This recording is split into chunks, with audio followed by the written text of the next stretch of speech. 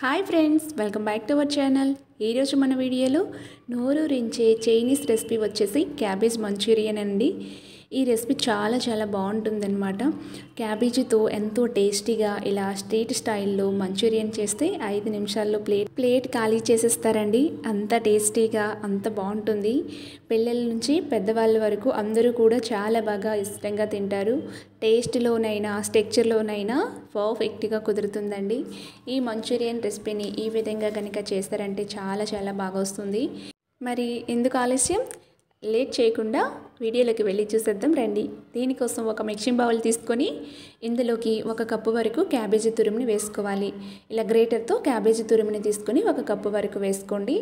1/2 cup వరకు carrot తురుముని వేసుకోండి.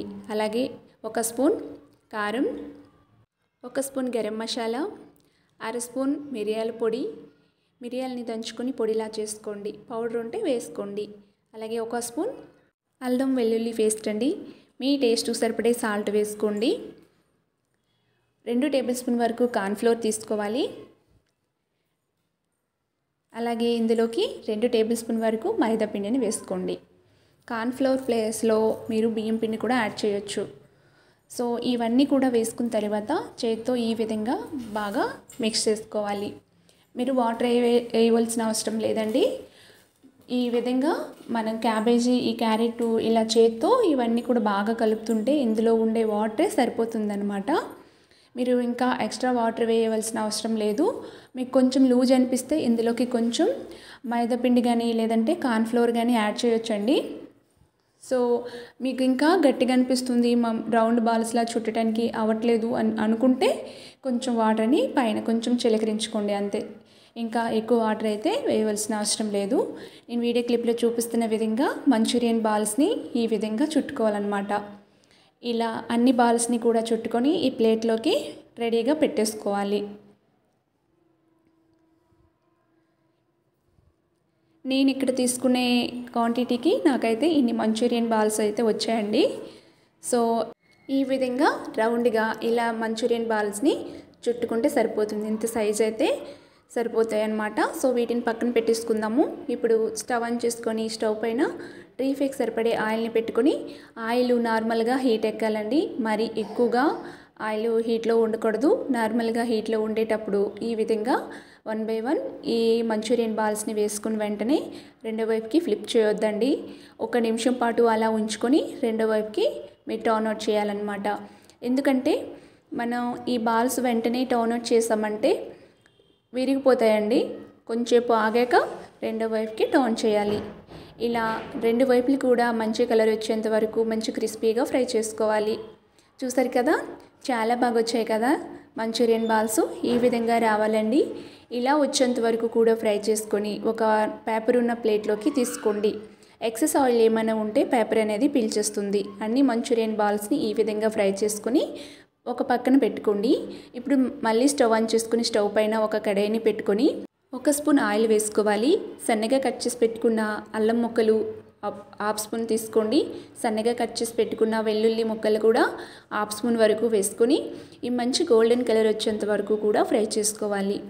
ఇలా ఫ్రై అయిన తర్వాత ఒక మీడియం సైజు ఉల్లిపాయని తీసుకొని చాలా సన్నగా కట్ చేసేసుకొని వేసేసుకోవాలి.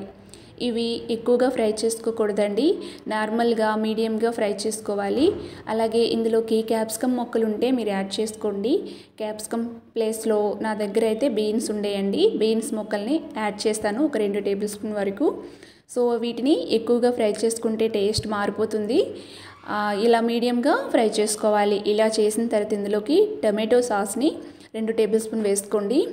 సోయా సాస్ 2 టేబుల్ స్పూన్ తీసుకోండి. నెక్స్ట్ 1/2 స్పూన్ వరకు వెనిగర్ వేసుకోవాలి. ఇవన్నీ వేసుకున్న తర్వాత ఈ విధంగా బాగా మిక్స్ చేసుకొని స్టవ్ని లో ఫ్లేమ్లో పెట్టుకొని ఇలా తయారు చేసుకోవాలన్నమాట.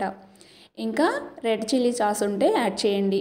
సో ఇప్పుడు మనం తీసుకున్న సాసులు అనేవి కొంచెం సాల్టీగానే ఉంటాయి కాబట్టి చిటికెడు సాల్ట్ వేసుకోవాలి. 1/2 స్పూన్ వరకు పంచదారని తీసుకోండి. అలాగే మిరియాల పొడి 1/2 స్పూన్ వరకు వేసుకుని బాగా మిక్స్ చేసుకోవాలి.